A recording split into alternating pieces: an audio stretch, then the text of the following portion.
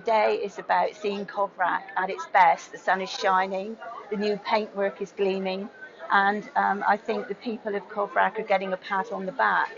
And as you can see from the royal visit, the Duke has talked to almost everyone he's been introduced to, and this is what it's about: is the people of Coverack putting over their story to the Duke and seeing and telling him how things were. I think it's brilliant. I think it's uplifting for hopefully it's uplifting for the village.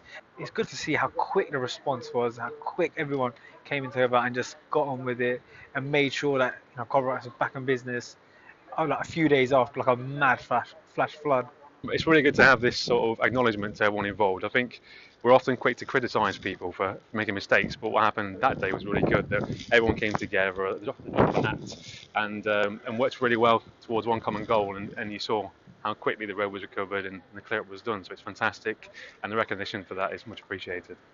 Well, it was lovely to get the invite, and we're really excited to come down. I think we've all kind of traveled quite far distances today, but it's so great to see some of the people that we partnered with. It's really good to see that the community is back up and on their feet, ready for the summer season, and we're just really happy to now kind of be a part of this community. The response at the time was fantastic from the community and the support that we got in their sort of hour of need. They were busy supporting us, which is fantastic.